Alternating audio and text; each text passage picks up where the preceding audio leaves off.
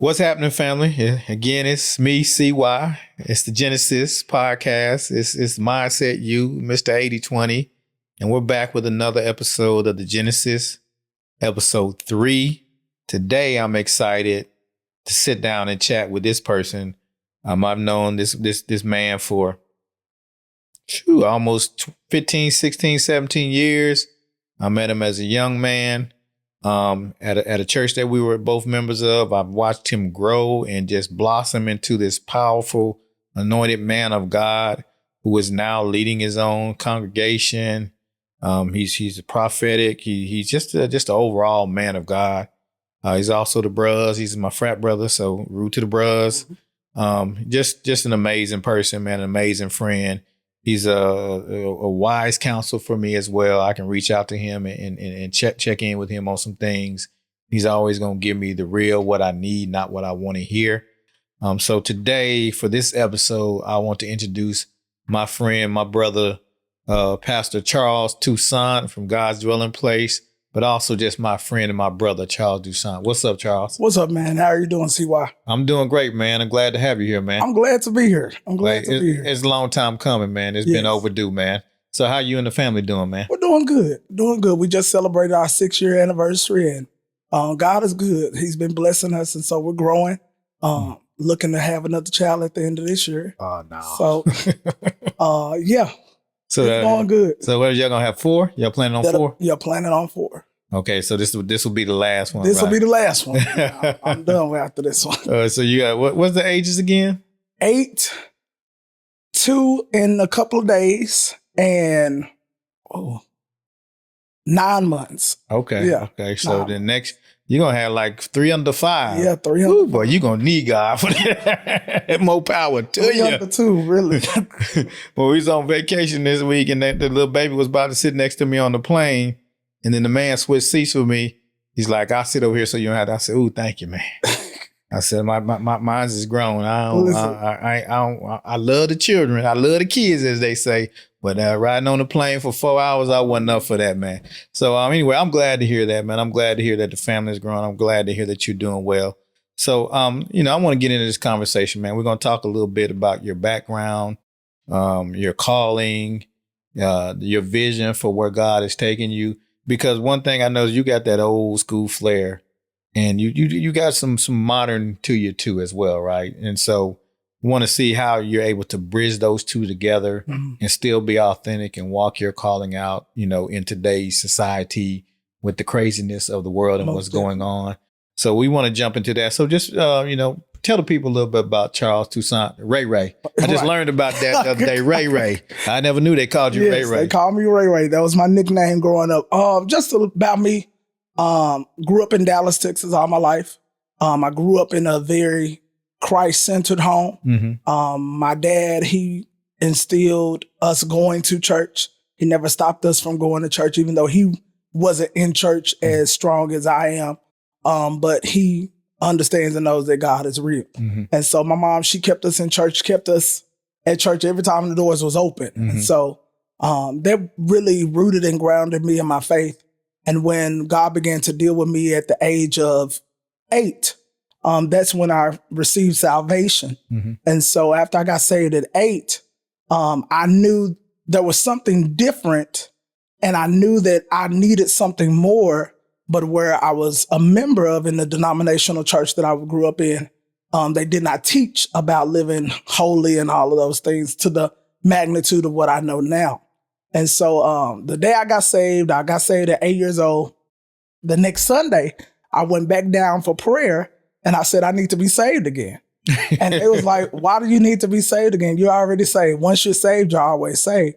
And I knew then, at the age of 8, that wasn't accurate. And I'm like, well, nah, I can't be saved because I was thinking in my mind, I cussed somebody out in class and was disrespectful to my teacher and was disobedient to my mom and dad. So I'm like, nah, I can't be saved.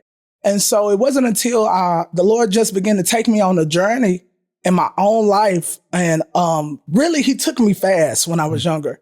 I really didn't get to have a normal childhood because of just how engulfed in God I was. And so I thank God for that now, because I see a lot of people that I grew up with.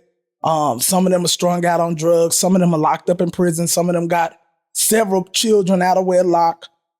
Some of them are dead, gone to life. And so I'm grateful because at the age of 12, I received the baptism of the Holy Ghost.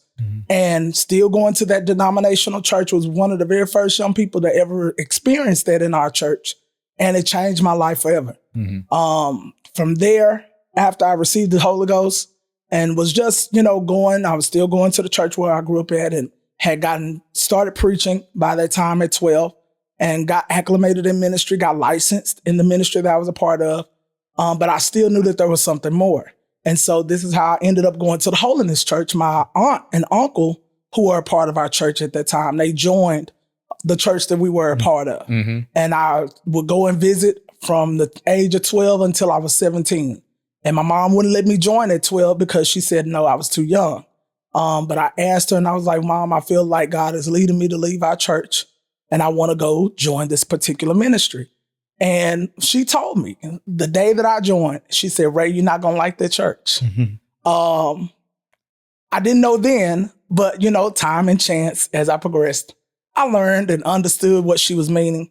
And it wasn't nothing against the ministry. It was just the things that she foresaw that I could not see because of her wisdom and understanding. Now that I see it, it made a whole lot of sense. And it makes a whole lot of sense now. But even in that, God still had a plan. And so from there, I went off to college, graduated from DeSoto High in 2009, went off to college, went to Wiley, went to Marshall, Texas. And, a young man, just still green to a lot of things, but I began to experience life on my own. Ended up backsliding. And then I came back to God, I want to say my junior year of college. And then I backslid again, and then I got reclaimed again. And so when I moved back to Texas, moved back to Dallas rather, I'd already switched the church that I was going to, and I was going to a ministry called Full Gospel Tabernacle. And my late pastor, Bishop Derek Favors, was very influential in my life from the time of 19 until 27. And that's how long he was my pastor. He eventually transitioned, but after he transitioned, that's where I had to let go of all of my crutches. I had someone to tell me that God is going to get rid of every last Uzziah in your life. And he did that. During that time, I had a friendship that was almost 10 years. And we were very close friends, college roommates, everything, ministry partners, traveling and everything. Whole friendship crumbled up. Wow. After that, my pastor died. So every Uzziah that I had to go. And so after the transition of my pastor, the Lord, he took me into a time of seclusion and a time of inner healing, because there was a lot of things that I had not dealt with in my own personal life that needed to be addressed. And during that time, I was able to address a lot of the issues that a lot of people are still succumbing to now. And I'm grateful for that time, because I was able to really be developed in those dark moments, And so that's how, after that time, I was able to be developed during those dark moments. And so from there, I ended up joining the church that my wife was a part of, and totally switched my whole life up. I went from going to church on Sunday to Saturday, and that's a whole dynamic within itself. And from there, I've been in the Sabbath since. But it wasn't about the switch of the church and the denomination and belief. It was just the process of him making me as a man and making me as a person. And so when I began to seek the Lord about God's dwelling place, we had already been sent out to help one of the fellowship churches that was a part of the organization that we're in. And so from that time, we were over there for 6 months, and the Lord, he just kept on sending confirmation that it's time for y'all to launch out. And I'm like, well, God, I don't want to pastor. And I told him that several times. I said, I don't want to pastor. I said, I will be fine with just being a traveling evangelist and doing revivals and things of that, but I don't want to pastor. Because I knew the weight of it. I knew the integrity that came. Not saying I wasn't integral, but I knew the higher level, you had to walk the clear line and straight line. And so I still had some things that I wanted to do. Right. I was still enjoying my life. We had just gotten married, maybe 2 years into our marriage.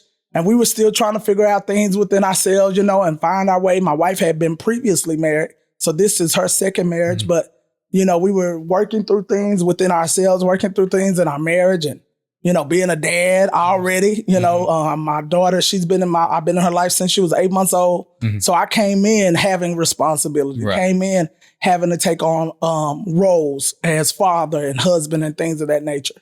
But when he told us that it was time for us to start, I went to my wife and I was like, God, keep on telling me it's time for us to launch out. And she was like, are you sure? And I said, well, I'm sure as I can be. I said, when he speak, he speak. And so she was like, well, God, if God told you, baby, let's just pray and let's wait on God. And I said, okay, we were all the way in, I want to say, the Frisco area, mm-hmm. not too far from where you stay, mm-hmm. At the Kroger off of, what highway is that? 380? Yes. Uh-huh. That big Kroger out that way. And so there was a woman in the deli. She told me and my wife, and not knowing that God was using her, she was prophesying to us. She said, I see y'all pastoring and I see you singing and you preaching and you singing and preaching with her. And I said, okay. I'm like, well, ma'am, yeah, you don't know nothing. I said, well, this must be God because she don't know us from a can of paint. And so after that experience, we kept getting confirmation. But me and my wife, we still talk about that experience to this day, that we knew that it was the voice of God that told us to start God's Dwelling Place Church.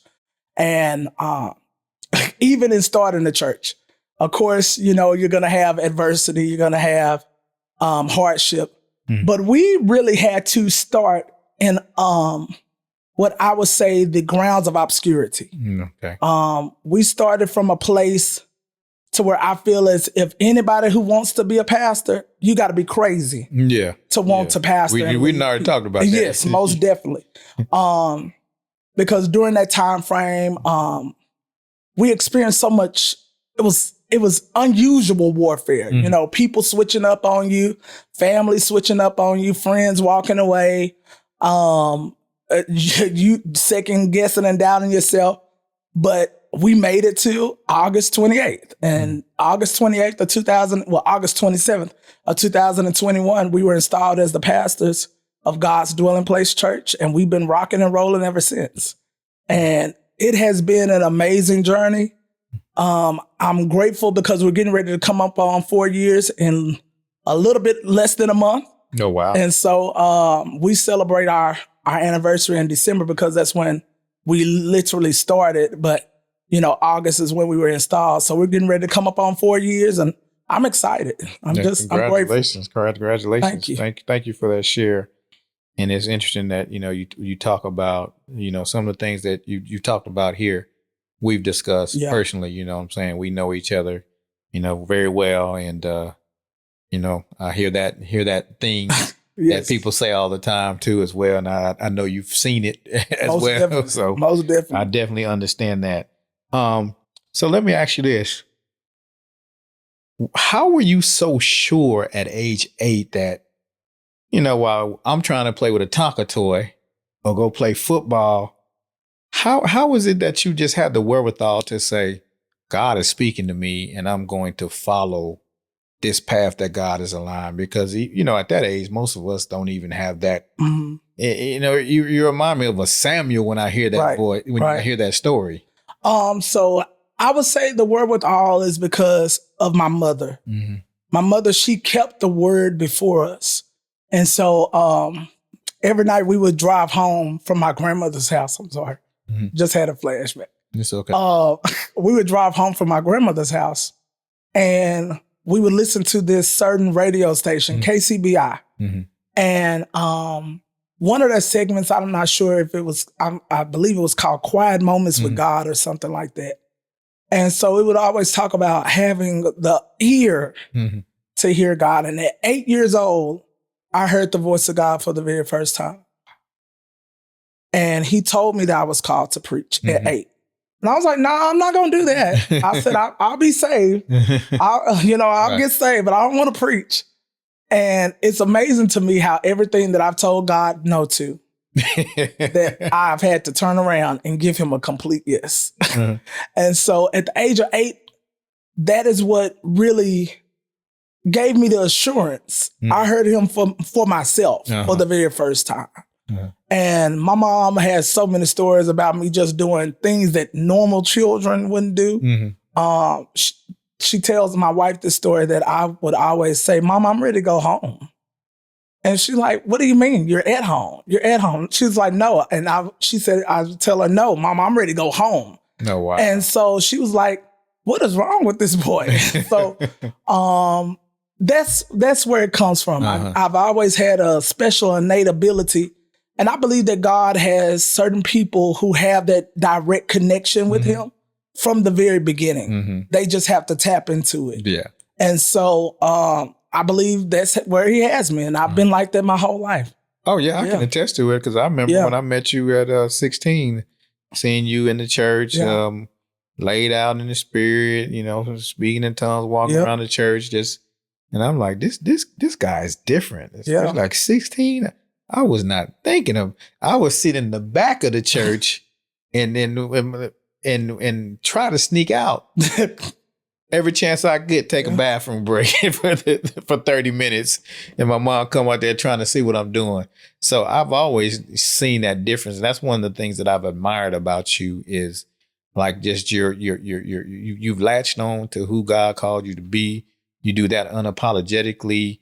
And you just walk in who God called you to be. So for that, I salute you, and I just want to, give you kudos and your flowers. Wow. That is powerful, right? That is a power. That is your superpower. And when you're walking in your superpower, it's funny how people try to make you feel like it's a weakness, right? But it's actually your superpower. Right. It's the thing that God can take and use to push forward his kingdom and his message if people are wise enough to see what's going on.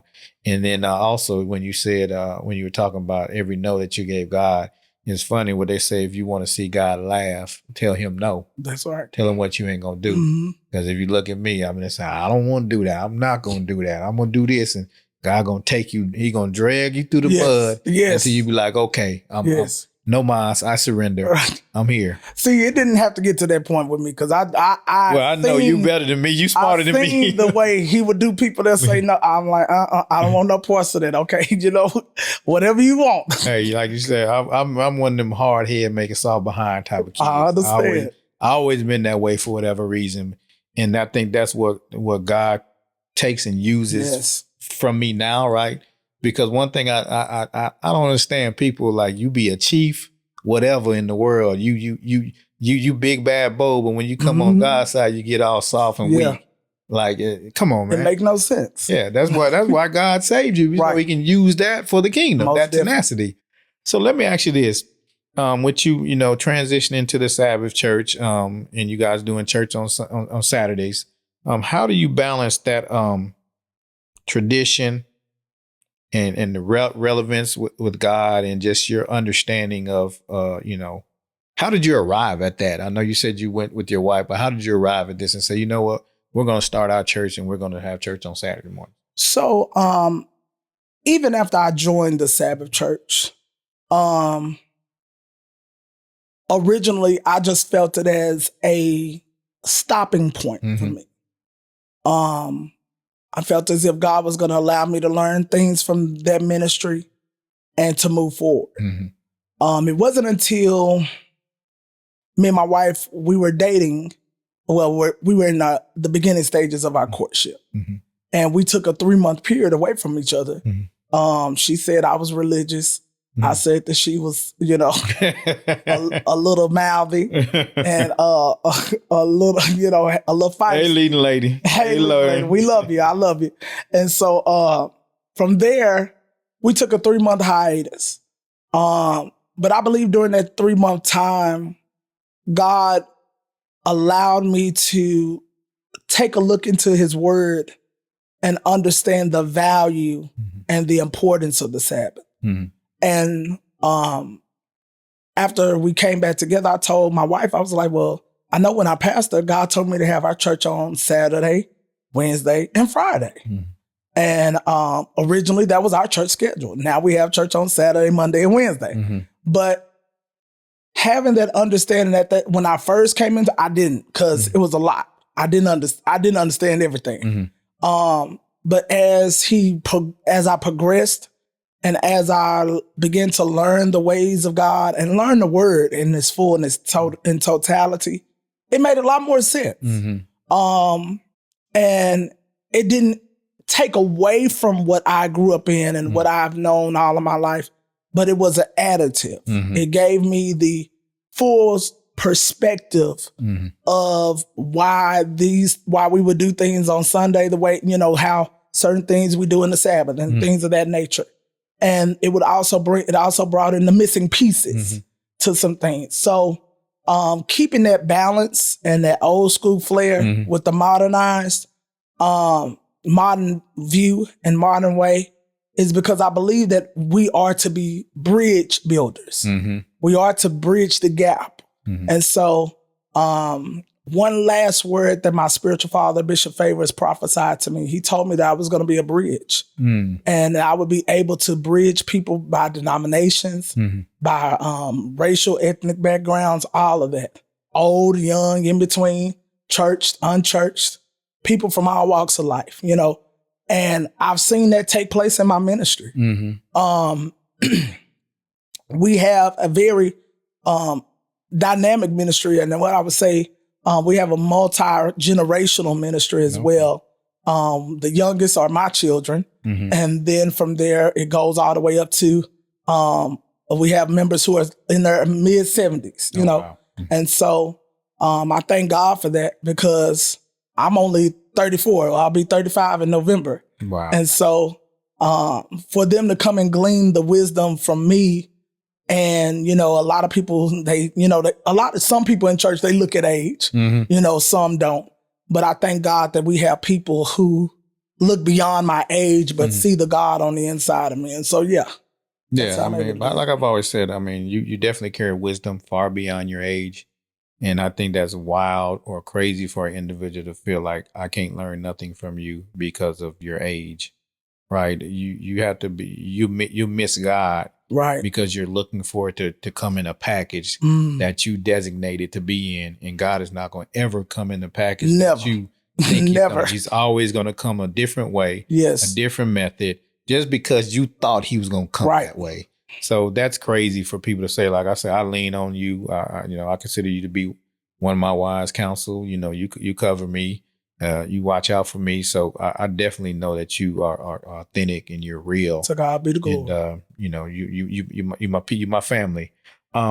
So as you talk about God's dwelling place, and as you're building your ministry, how do you see God's dwelling place fitting in the overarching in the DFW area, and how do you feel like you're going to be able to bridge that gap that you're talking about and be that bridge? And what are some of the things that you see that God's dwelling place can bring to the Metroplex that we don't already see? I think there's like a blueprint that everybody's following, and that's cool. But I think that's not everybody's path. Right. I think we have to get the strategy from God, and God is going to give us what we need to do for our specific assignment. It's like we all have different DNA. Right. We're all human. We all bleed. We all bleed if we cut, but we all have different DNA. Right. We all have different blood types. So how do you feel that plays into your mission? So I believe the mission of our church is to change lives, to change hearts, and to change communities. And so our vision is that, and this is before our vision, our honor code is that we are a place of healing, a place of hope, and a place of freedom. Growing up in the churches that I was a part of, I felt as if we would say all were welcome, but we didn't always exemplify that all are welcome. And so God's dwelling place is a place where all are welcome. In the groundwork of developing God's dwelling place, my thought process was that God's dwelling place will also be a resource center. educational hub, a place of training, a place of equipping people. And so even in our growing stage that we're in now, we have been able to spiritually do those things. But what I am looking forward to is where we're able to manifest what we're doing in the spirit in the natural as well. And so I believe what God's dwelling place can bring to the Metroplex is different from what is already there. Of course, we are a smaller ministry, a close-knit ministry, but we have that one-on-one touch. We're also able to present ourselves in a way that shows that there is a difference.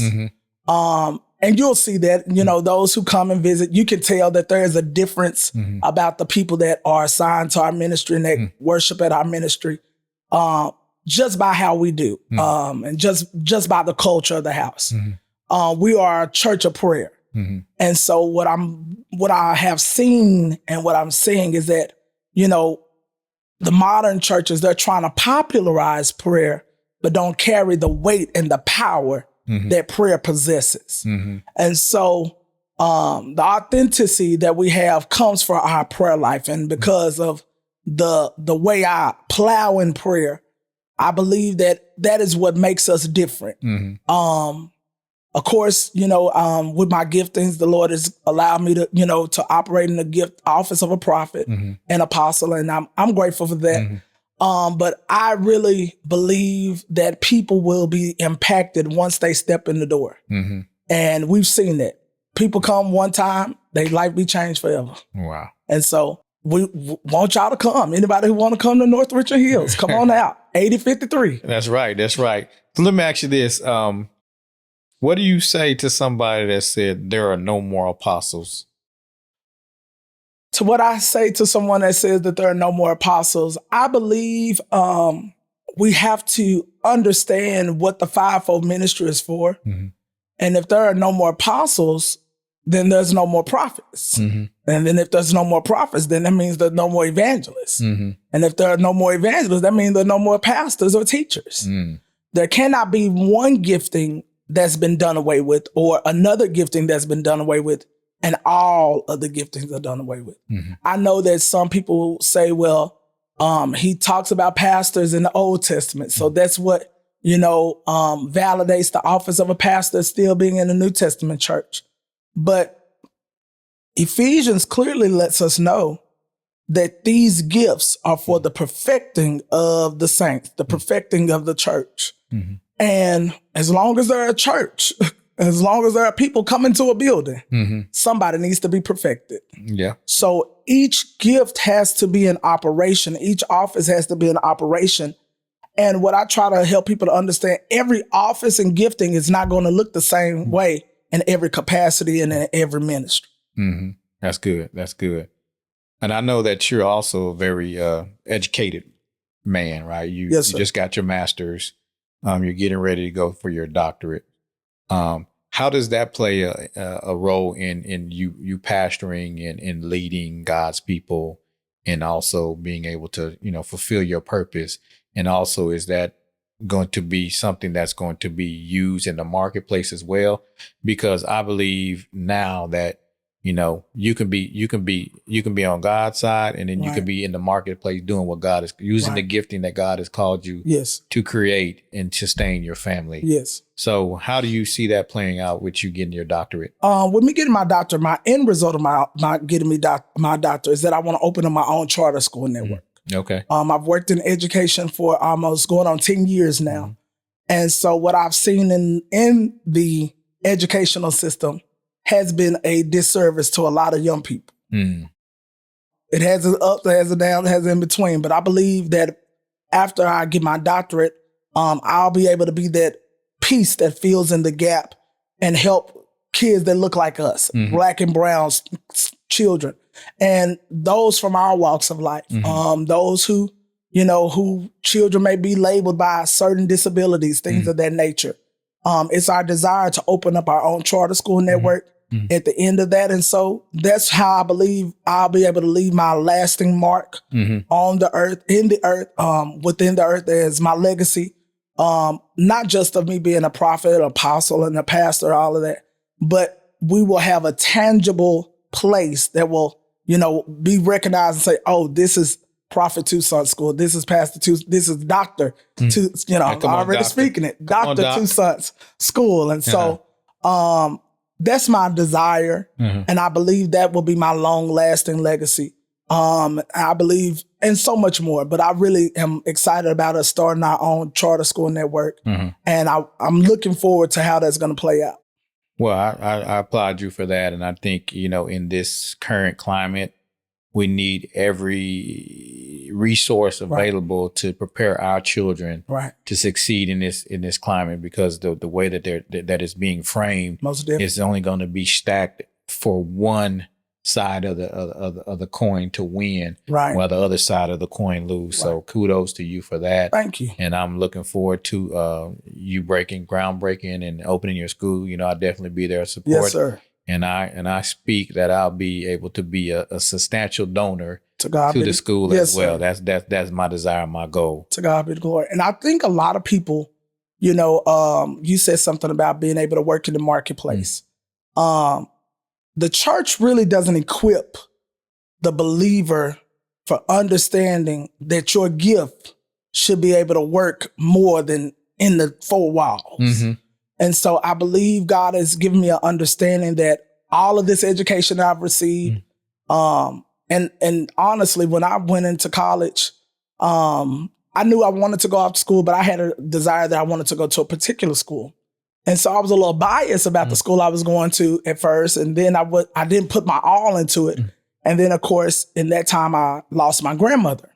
And so that took me through a whole nother time of just trying to rebuild myself.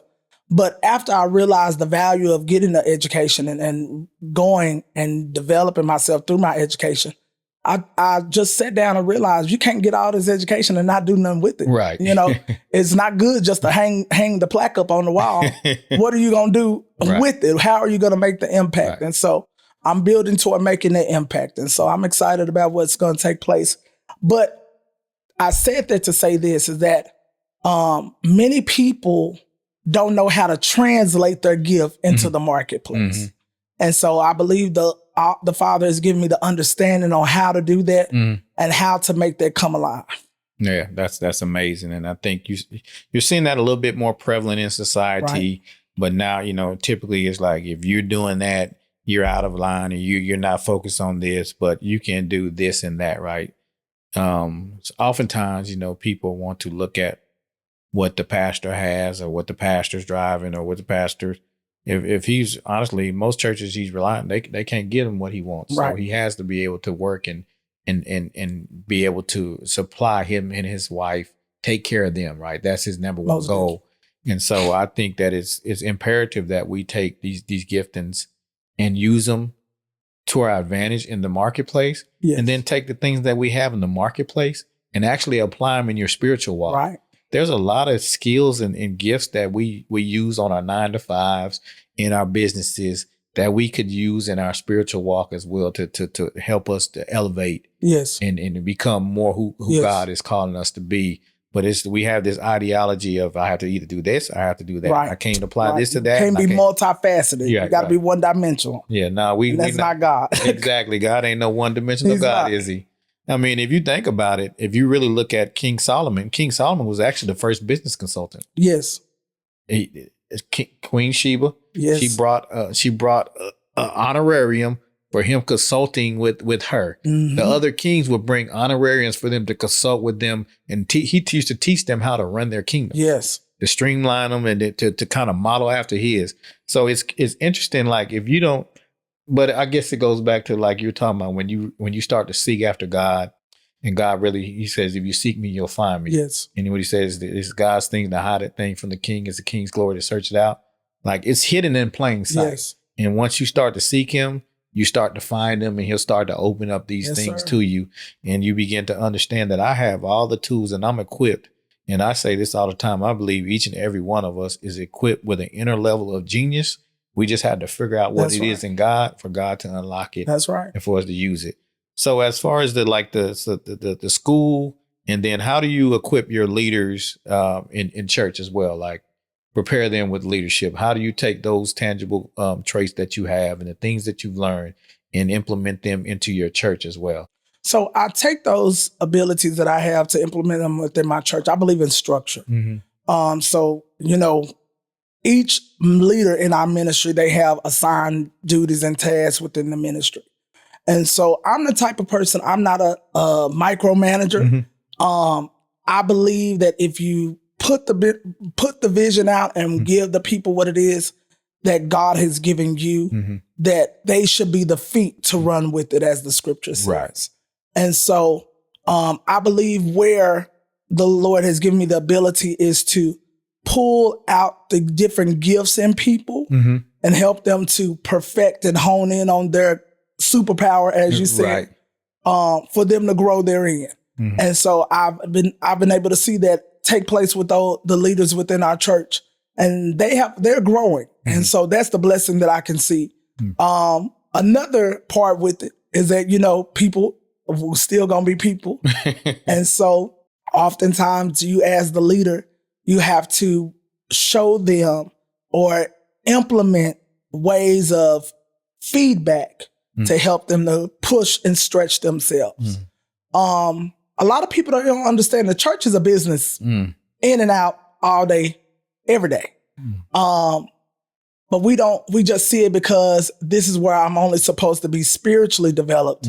No, I come to develop your character. I come to develop you in the word. I come to develop you even in what it is that you desire to do outside of here.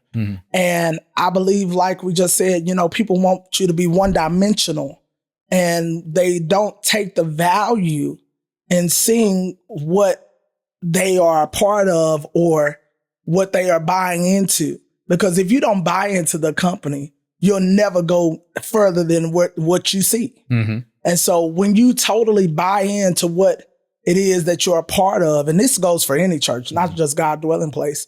If you totally buy into what you're a part of, you will grow beyond that entity and still be able to produce what it is that God is producing on the inside of you. That's good. That's good. It's kind of like I was talking to the fellas on, we have Mindset U this morning. And so I did this lesson today on the five pillars. So the 5 pillars was a spiritual foundation, mental foundation, emotional foundation, physical foundation, and finally financial foundation. And people, if you start with the spiritual, you got to make sure that your mental is good. Right. You got to be able to control and contain your emotions. Yes. And then take care of yourself, right? Yes. And we talk about that all the time, and finally being able to steward that money. That's right. So people think, the Bible is really just is basically a blueprint for how to live life. Yes. If you read it and you, again, go back to searching it out, you'll get everything that you need and that you'll be able to apply in your life. So that's good is what you're saying, because I think we got to get out of this one-dimensional mindset of it's been this way forever. Right. And this is the only way that we can do it. No, you keep the fundamentals in place and God can kind of evolve what he's doing. Yes. So I definitely appreciate that thought process and how you kind of convey that to the group, to my listener, excuse me. I'm talking to Mindset U. Yeah. So what do you see for you and Leading Lady over the next 12 months as a couple? Like, what are some goals or aspirations that you want to share with the listeners? And then what do you see for God's dwelling place over the next year? For me and my wife, I see over the next year, we are desiring to have, like I said at the beginning, our last final Toussaint. And so hopefully not hopefully, I know that God is going to allow that to come forth. But as me and my wife, she's going back to school. She took a little break because of us having our most recent child, Nina. And so she'll be going back to finish her associates. And so I believe that God is going to allow us to become, in this next year, one of the premier couples within the DFW. I don't know how he's going to do it, but I know that he's going to allow us to have influence in certain spheres and arenas that we haven't even tapped into. Right. And so I believe that God is going to do that. And just within us, continue to grow and love and be and continue what we have in our marriage. This past year, we celebrated our 6-year anniversary. And we had a lot of time to really just hone in on what we want to do to progress the more and just continue in what we already have, which is our solid foundation. And as far as God Dwelling Place Church, I believe that God is going to allow us to grow more and to be more influential in our community. We're centrally located in North Richland Hills. And so we're looking to make a greater impact in that community where we are right now until we secure our own physical location. And so, yeah, I'm believing over the next year that God is going to allow us to matriculate and do that and receive our own and walk into our own physical location. So we can be planted in a particular community and grow from there. Okay. So the building with the school next to it. Okay. Come on. I see you. I want to do a little something different as we get ready to close out. I want you to share anything with the viewers that God has laid on your heart, spiritually.